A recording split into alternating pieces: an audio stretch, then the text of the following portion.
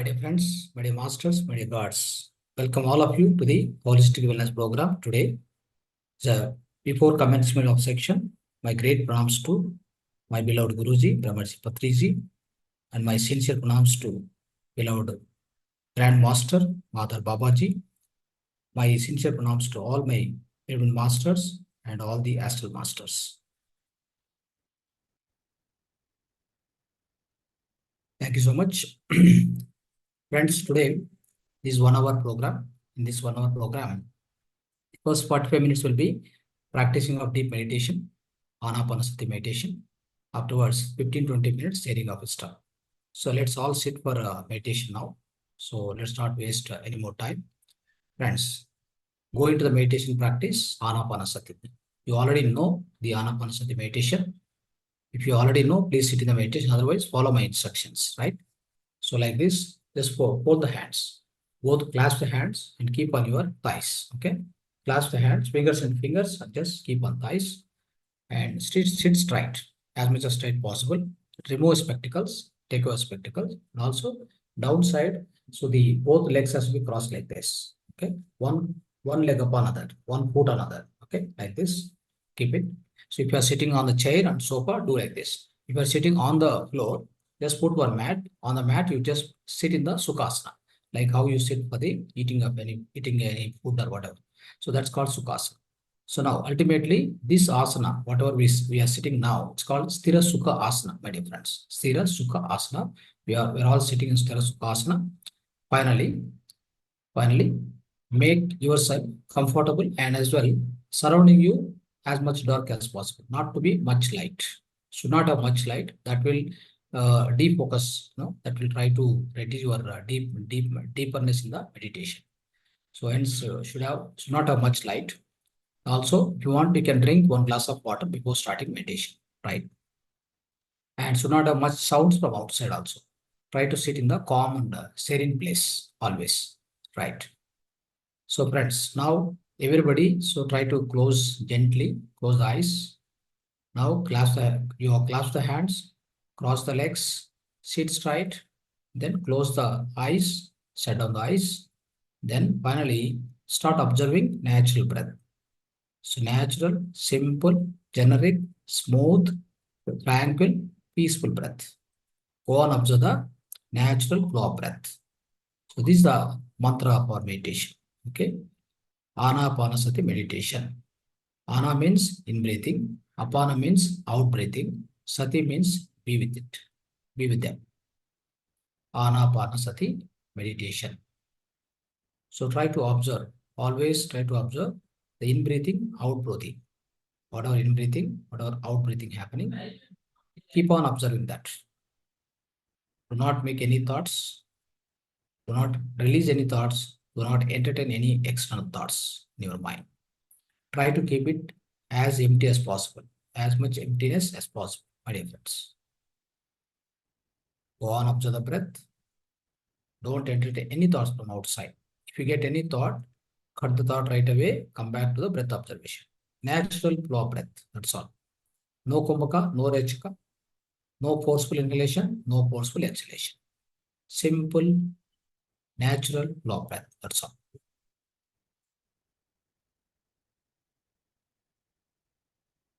Go on, observe the natural breath, my dear friends.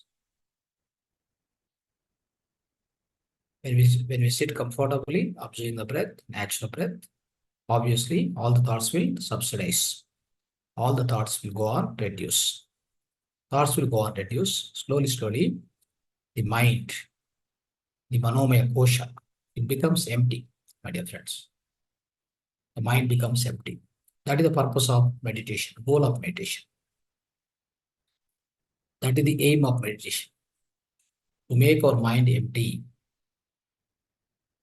To make sure that all the thoughts are vacated. Complete emptiness is filled in the manomaya kosha. That is the purpose of meditation.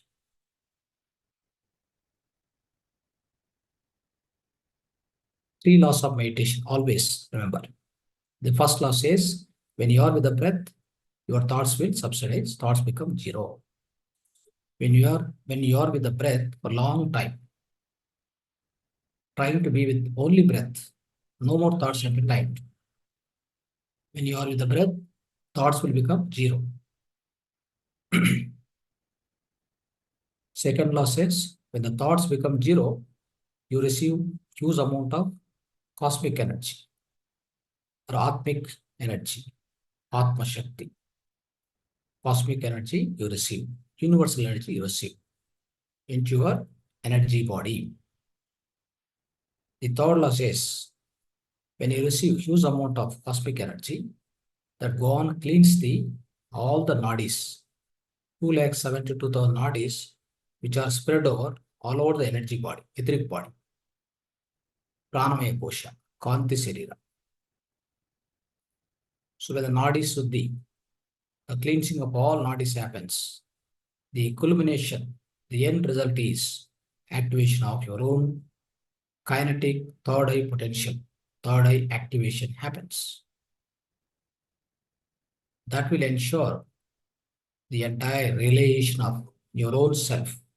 It means it leads to self-realization, it leads to moksha, mukti, liberation. That's how the meditation takes you right from the breath observation till the samadhi state, my dear friends. That is the greatness of meditation. That is the real path of meditation. The end result of meditation is to become master. When do you become master? Only when you reach the samadhi state. When you reach the infinite emptiness state. That is the samadhi state. Through meditation, through the breath observation, you will reach the state of the infinite emptiness. That's called samadhi sthiti. Then you become a master of your own mind, master of your own life. That is the mastery. That's the real mastery. Go on, observe the breath, my dear friends. Just go on, observe the natural breath. If you get any thought, just cut off the thoughts and try to give them the proper reasoning. No more thoughts required at this point of time for me. I'm in the deep meditation. I'm going into the deeperness of my own consciousness.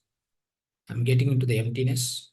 I'm trying to spend the time with my own form, real form. I'm trying to become one with my soul consciousness. I have no much work to do with any thoughts right now. Just avoid the thoughts, ignore the thoughts. Do not entertain, do not interfere, do not analyze any thought. Just leave them. Just leave them. Let them come and go. Only you be with your breath. That's all. Now we will also put on mild music, melodious music, which will take you the deeperness of meditation. And also, it will try to energize the soul. The music is a food. Music is a food for the soul.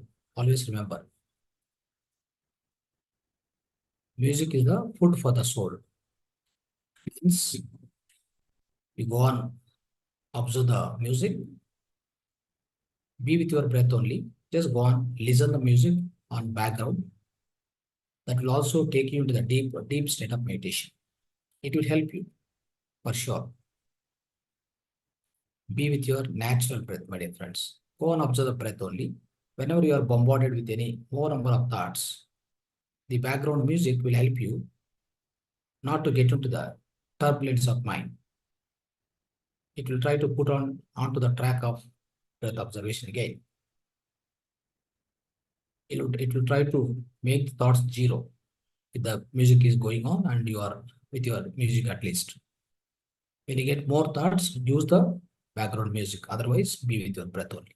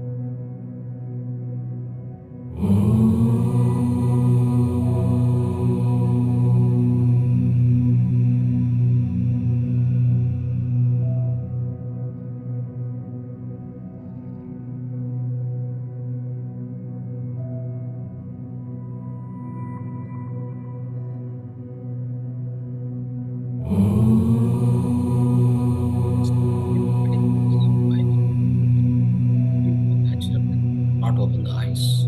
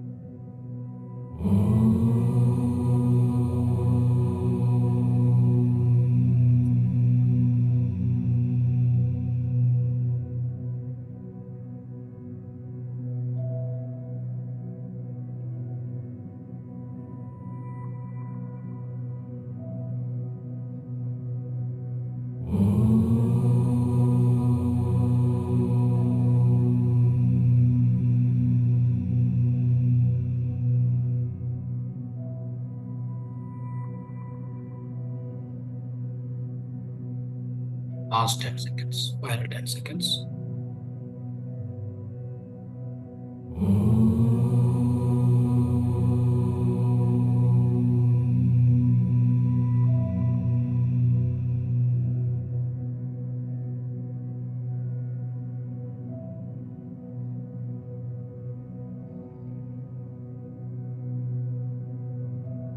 Last 5 seconds, my dear friends. 5, 4, 3, 2, 1, 0. Slowly place both of your hands on both eyes for 5 more seconds. Whatever the energy we gain in the hand, the fingers of the hand, it has to be fed back to the physical body through the eyes. 5, 4, 3, 2, 1, 0. Slowly remove your hands. Slowly open your eyes. Right. Friends, please come back to the body awareness slowly. All of you. We have done wonderful meditation now. The deep meditation with Om chanting. We have done the wonderful frequency of meditation, what we have done. It will cleanse all the negative energy within you, my dear friends. That's a wonderful music. I will try to share you within the WhatsApp group. Please use this particular chanting meditation. Of course, Anapanasati meditation only, with the background of this particular music, which will cleanse the all negative energies. So that is the power of this meditation. Yes, friends. Today, let's discuss about the spiritual wisdom. So today's spiritual wisdom is Buddha's Eightfold Path, Buddha's Ashtanga Marga. My dear friends, if we talk about Buddha's life itself is a great example for all of us in order to lead a middle path in the everybody's life. Okay, so that indicates the middle path, and also is nirvana indicates that a household man, and of course he was a great prince. So such a man also became a enlightened person, right? In his own single life, the same life, wherever in the same life he was born as a Prince Siddhartha Gautama. After that, he became a Gautam Buddha, my dear friends. So it is very much possible. So let's understand little more details about his birth and how he came to be enlightened. And after enlightened, what are the things he taught to the entire world? Let's understand. My dear friends, his name is Siddhartha Gautama. He was born in the year of 563 BCE in the place called Lumbini in the Nepal country. And his father name is Suddhodana. His mother name is Maya, and Suddhodana was the prince of that so-called Shakya kingdom, isn't it? So he was born. Of course, when he born, immediately he got a like a astrology. One yogi or a great master. He came to their house and told, so this man may become a great king in the world, or he may become a great yogi in the world itself. So be careful, so not to give him any kind of a outer exposure.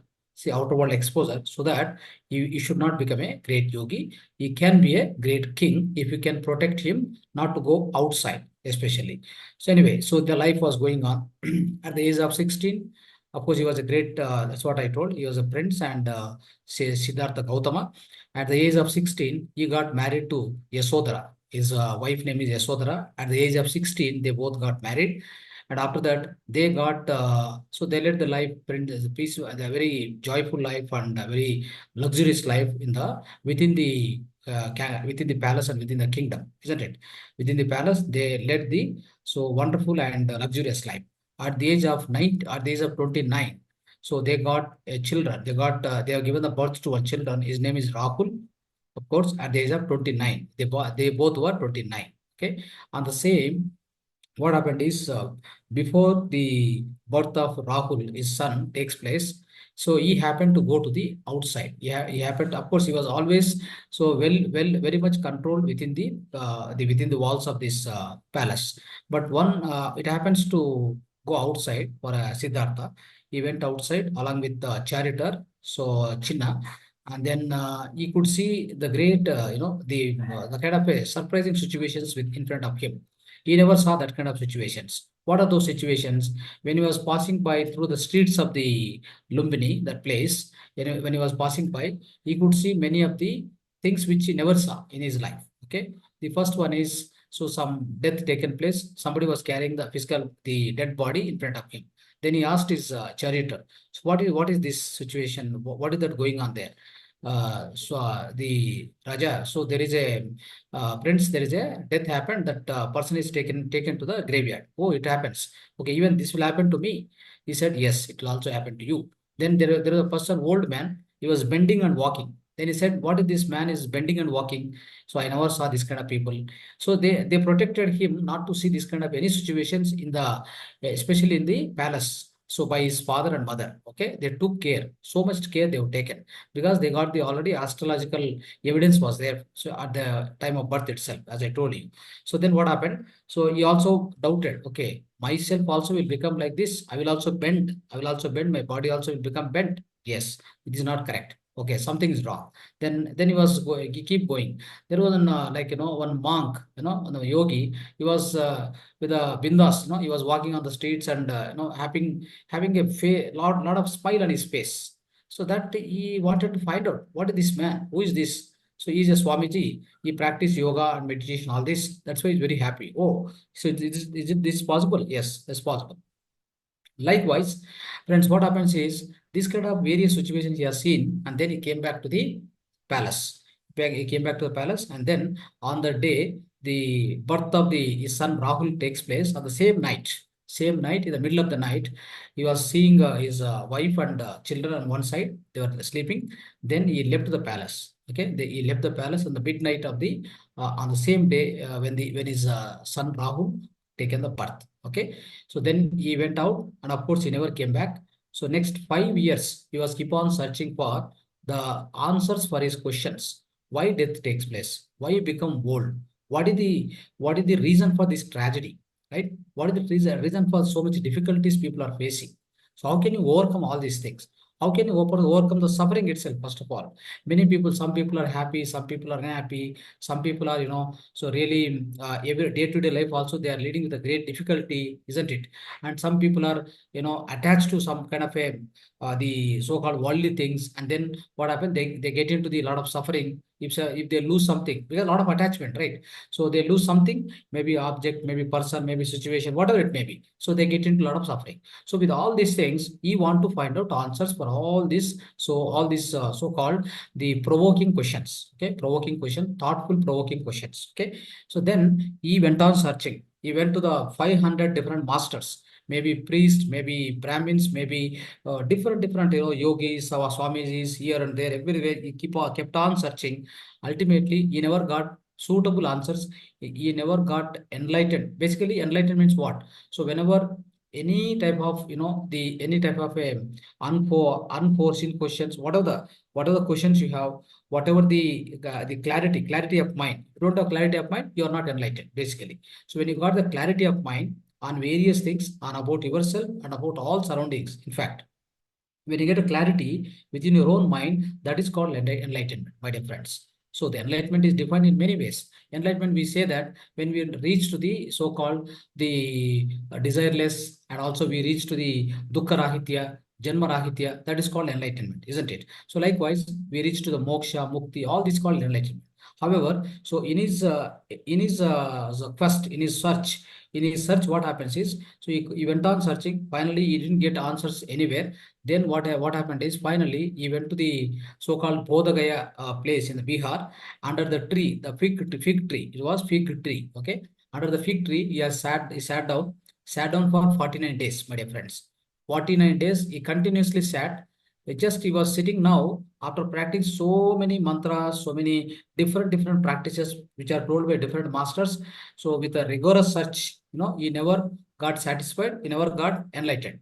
So then he just left everything, all that whatever learning, he had just unlearned. Okay. Then sat under the fig tree and he was thinking nothing. He was in fact thinking nothing. Okay. He was just silently sitting, and he was observing himself, what's happening within him. Okay. Slowly. So 49 days, he was not eating anything. All around him, because he was in the search of the truth. No, many disciples were there around him. Okay. 49 days, everybody was there. 49 days, he didn't eat any food. Okay, his total body became very weak, and anytime he's going to die. So he went to that kind of situation, basically. So then all his disciples were happy, and they think that this man is going to be enlightened. Then he'll also make us enlightened. They were thinking. Finally, so he was getting to the kind of this situation where he may die anytime because of the weakness, and became so weak because of lack of food. Then finally one day, one lady Sujata, she came and approached him. So, Swamiji, you are trying to achieve the enlightenment, but you are not taking your physical body. Anytime your body may die. So what do you achieve by making the body to be so weak at all? Don't do that. So then she offered the paisa, and then he has eaten that paisa, and then he has filled his stomach, and then he feels so happy, very like fully satisfied inside. And then same way, in the similar manner, then when he drank the paisa, all his disciples left him. Oh, then this man is again entering into the samsaric state, so we don't need to stay with him. So you don't get enlightenment anymore. He's going to get enlightenment. Then all of them left. Then he be shaken. Then in the same under the same tree, he kept on watching himself. Slowly, he kept on watching his own breath, my dear friends. So this is how the Anapanasati meditation is born. Okay, that's what you need to understand. So then what happened? Basically,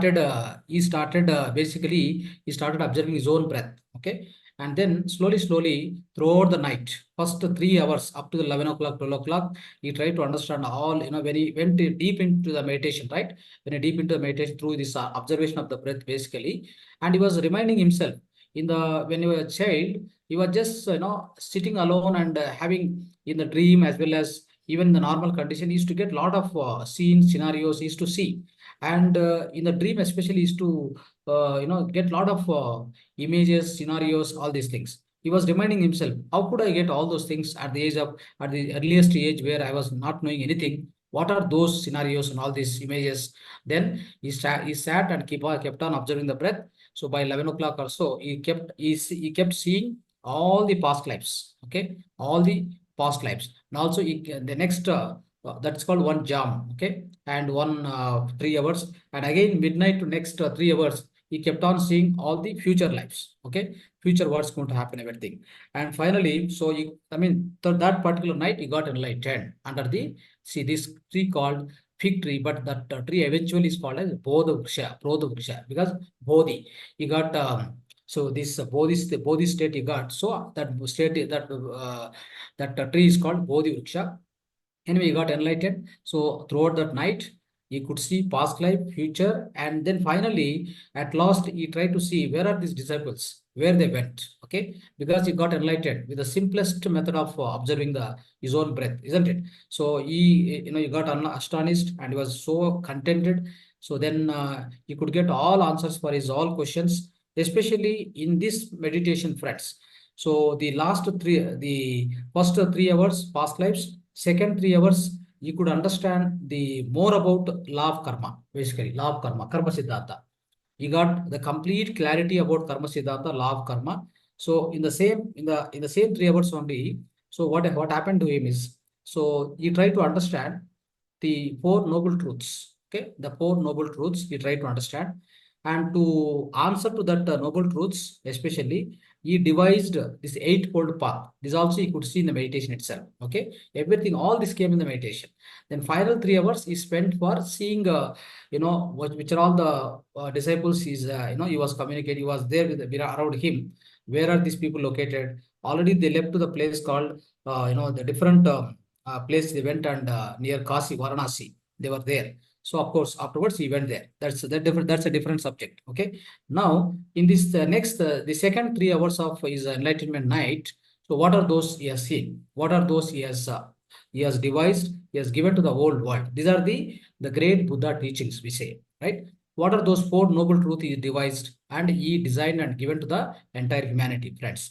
So that's what we will try to understand. These are called four noble truths. Okay, the first noble truth is, so life means a suffering. That means So for a suffering, definitely there is a reason for suffering. For every suffering, there is a reason. So the life means a suffering. There is a reason for suffering. That is the first noble truth which is proposed. The second is what is the origin for the suffering? What is the truth behind the suffering, or origin, or a source for the suffering? The source for the suffering is attachment. That is called craving. Okay, that's a extra craving, more cravings by a human being. And the third noble truth which he defined is the how do we come out of the suffering? How do we come out of the suffering? To come out of the suffering, of course, we have to end the attachment. We have to end the cravings, unnecessary cravings, right? So that's the third noble truth which he devised.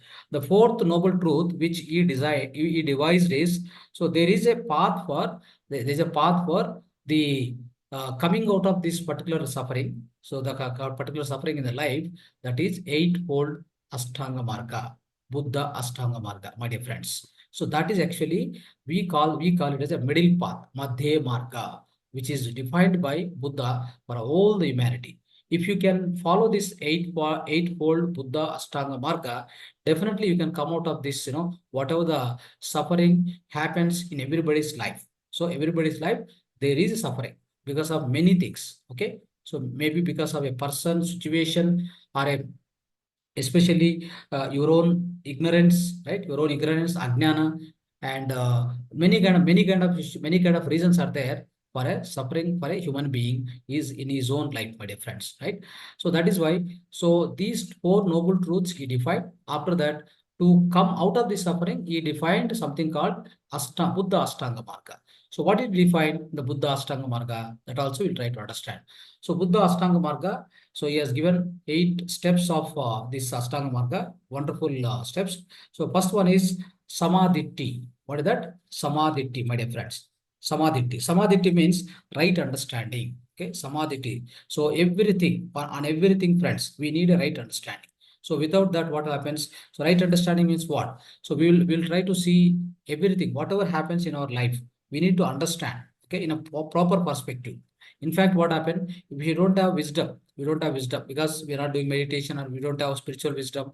What will happen? Everything what we understand is we try to misunderstand, right? So we don't understand in a proper way, in a as it is condition. Whatever the true meaning of that every situation, every incident, what takes place in our life, we need to understand in a proper way, right? So if you understand, that is right view or right understanding, we say it. So it's samadhi. Second one is samasankappo. Samasankappo means what happened? Right thoughts. Okay, we always need to make right thoughts, friends. So whenever there's a right understanding, for example, on a given situation, on a given person, on a given incident, what takes place, if you try to understand in a right manner, right, then what will happen? You obviously get right thoughts out of it. Okay, you need to supposed to make right intentions and right thoughts. Then what will happen when you make a right thoughts in the mind? See, friends, all these 8 steps I'm giving you, so these are all interconnected. Try to understand, they're not disconnected, they're all interconnected. So one will lead to other. Okay, so one perfection of one particular step leads to the perfection of the other step. For example, if you have right understanding, right view, then it will generate right thoughts. Okay, the right thoughts, what happen? See, on every given situation, on a given incident in your life, if you make a right thought, if you get a right thought, you will be able to take the right actions further. Okay, so that means right actions to be taken place. What we need? Right thoughts are required, right intentions are required.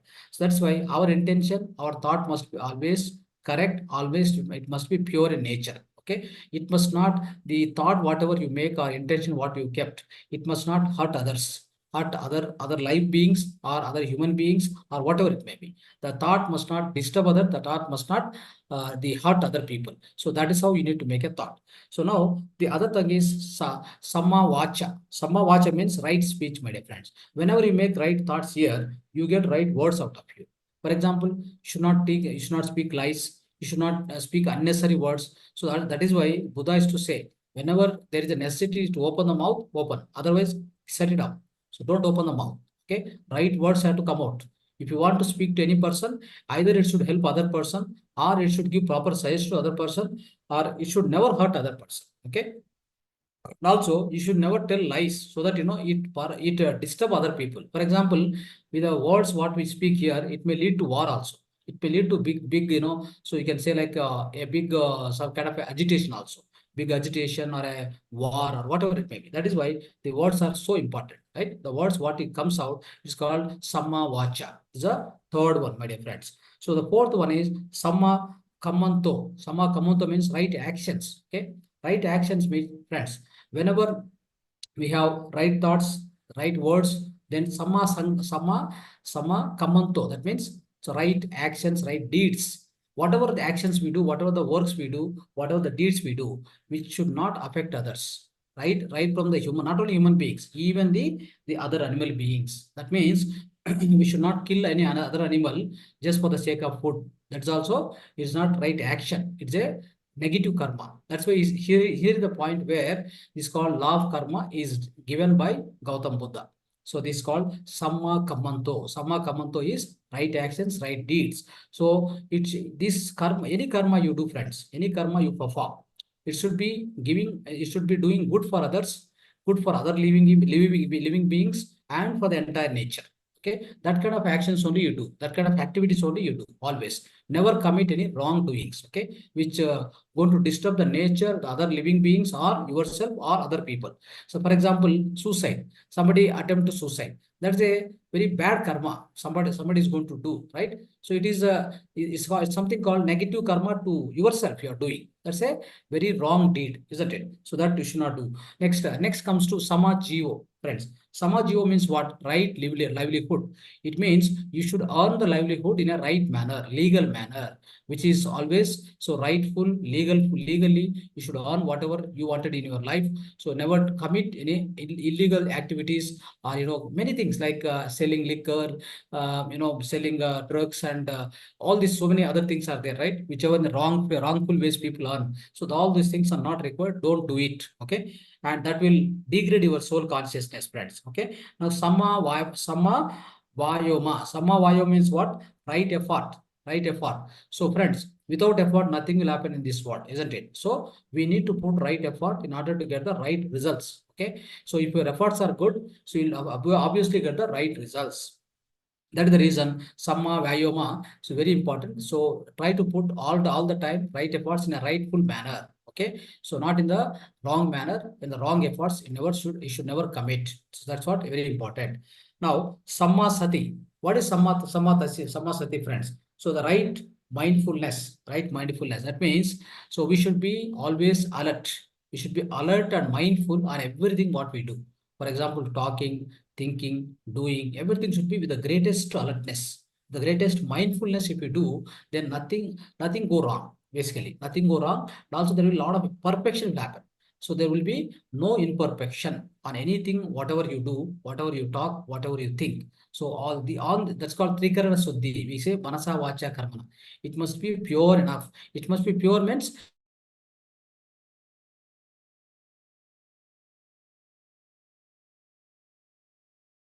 right. So the Samma Samadhi, friends. That is a Samma Samadhi. Samadhi means Samma Samadhi means what? It is the finally we reach to the state where so the right meditation, especially right meditation, friends. So we say that right concentration also, but the Samadhi Sthiti. So how to reach the Samadhi Sthiti? So by having all this, whatever I told till now, all these are very, very essential to implement in everybody's life. Okay. Then finally, how you can get enlightened. That also is defining.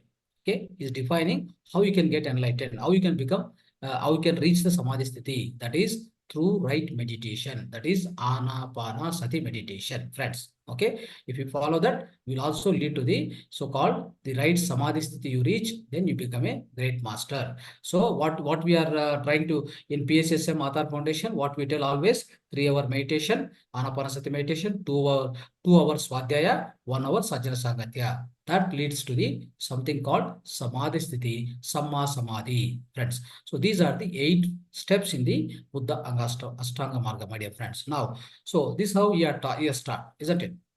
So he has taught all these things. Then finally, what happened is almost, at the age after he got enlightened, friends, at the age of 35, he got enlightened. That means 29, he left the home, right? So 29, he left the home. Then after that, 6 years he has spent. all the while throughout the world, he has keep on searching. Then finally, he got enlightened. At the age of 35, he got enlightened. After that, 45 years more, he lived on the Earth planet. So at the age of 80, he died, especially at the age of 80. So that was 483 BCE. We say that 483 BCE. So he got, he passed away, and I mean, he has left his physical plane, the Earth plane, and then he reached to the Satyaloka, friends. So this is how he has ended, I mean, his whole journey, basically the entire journey of his life, on the Earth planet. So he has spent, and he has got enlightened. So he has left this something called the Madhya Marga and Buddha Ashtanga Marga for all of us. So let's all implement this. Let's all understand much more deeper. Friends, this is actually a short class, about 20 minutes class. I can't cover so much, but I tried my best. So thank you very much. So dhanyavad to all of you.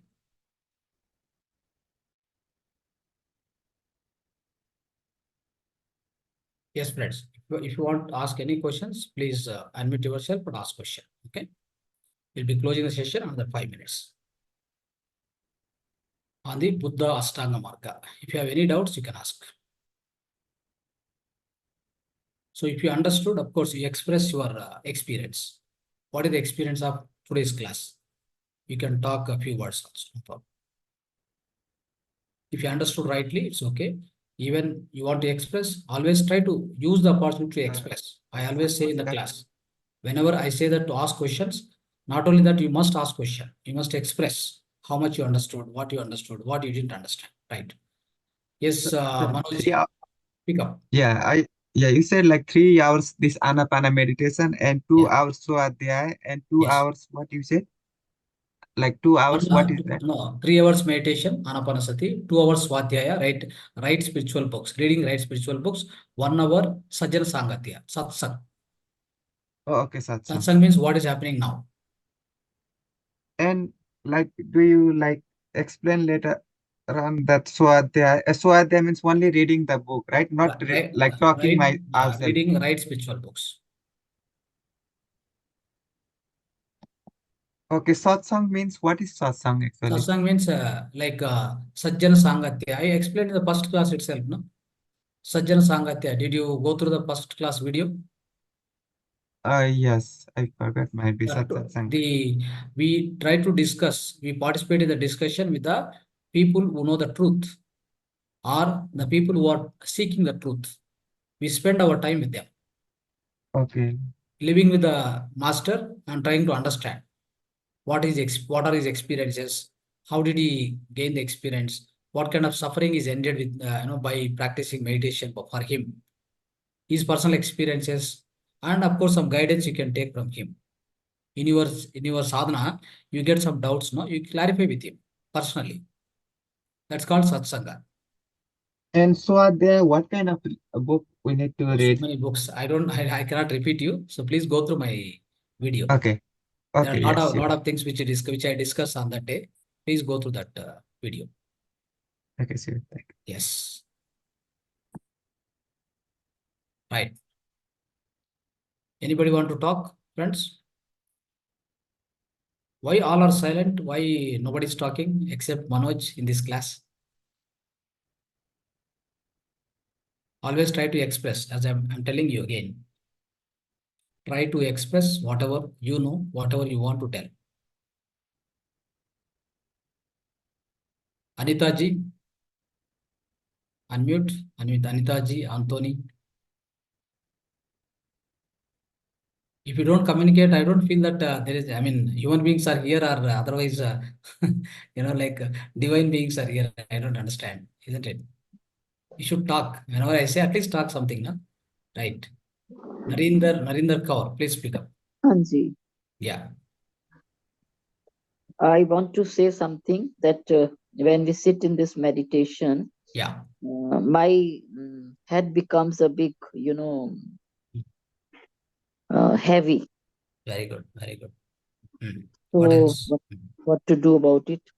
Nothing to do. This is an experience. See, the meditational experiences are 7 experiences. Head become weight, head become the whole body becomes lightweight. So sometimes you see some colors and images. And the fourth one is you are flying away from your physical body, right? The fifth one is you are hearing some messages and some kind of a communication from other different the higher planes, right? So like this, many things comes. Some body pains will come, the backache or wherever different parts of the body get a lot of pains, isn't it? So different kind of experiences, just pass it through. Don't resist it or don't try to analyze or understand more and more. Don't do that. Just go through today's meditation, tomorrow's meditation, like that 41 days.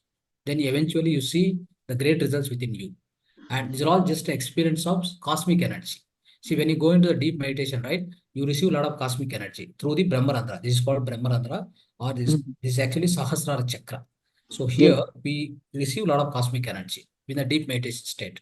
When it enters into the energy body, pranamaya kosha, in the pranamaya kosha, it will be keep circulating. So that point of time, you may get all these kind of various experiences. At that time, I want to lie down. So Yeah. that is not okay, na? No. You don't need to do anything. You just need to bear and pass it through. That's all. That is not okay or not okay. I shouldn't lie down. You should just keep on passing. If at all, if you are not able to bear up, just wake up from that and again just make some 10 to 15 steps. You do it and then again come and sit. Okay. So sitting is important. Yes. Sitting important. For sitting, how long you sat in the meditation, that is more important. Okay. We generally say that if at all you get any discomfort in the physical body, don't open the eyes, just adjust yourself and again sit in the meditation. That's what we say. Okay. Okay. Thank you, Ji. Thank you very much. Thank you.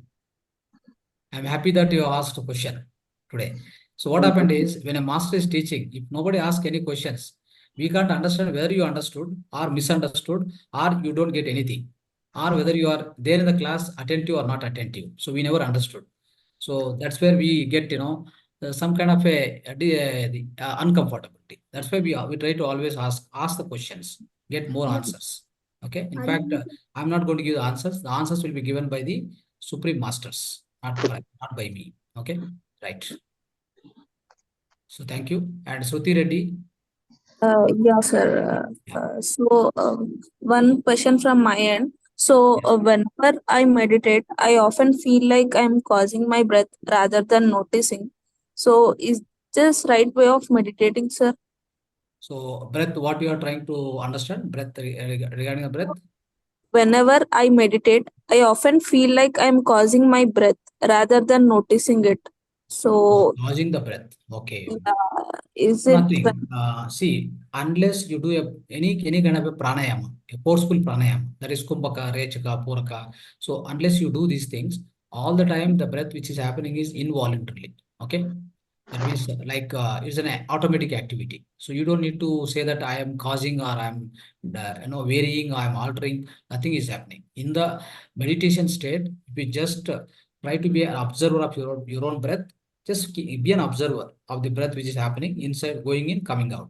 So just be in that something called Sakshi Bhava. That means you say that this state of evidence, basically. You sit in that manner and definitely it's not going to be that you are causing any breath. Okay. Yeah, thank you, You may feel that, but you're not doing anything, of course. Yeah. And one more thing, do we need to do any alternate nostril breathing before doing this meditation, or do we need to do any pranayama? If you do the pranayama and get into the meditation is best actually. I teach in Kannada class everywhere. With long classes, no, I teach first pranayama techniques. I make them to practice pranayama. So I can't do make practice of yoga because of lack of the infrastructure. So I can only allow them to practice pranayama. Then I'll make them to go into the deep meditation. So that's good always. But before entering into this class of meditation, first do the pranayama, anuloma, viloma, the Nadi Sodhana, otherwise this Bastika Pranayama or Brahmari Pranayama, whatever the pranayama just do it and get into the meditation. That will be much better. Okay. Okay. Thank If you don't do it also, nothing to regret. Okay, and always do we need to do on empty stomach, or is it fine after eating? Meditation immediately after the food, so to avoid, better to avoid. Otherwise, you get into the sleep. Okay. Yeah, sure, sir. We want to be conscious and sitting and doing the meditation. We want to make the body to sit, not to lie down.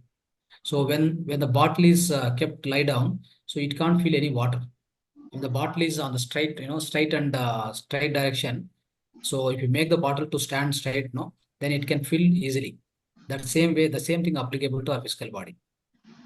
How much gap should be in eating and doing meditation? 1 hour, 1 hour.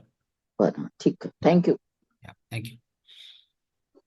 So, right, friends. So, hopefully you understood this Buddha Ashtanga Marga. So, I request and I try to propose that. So, please follow this eightfold path and make your life blissful. Thank you so much. Thank you so much. Namaste to all of you.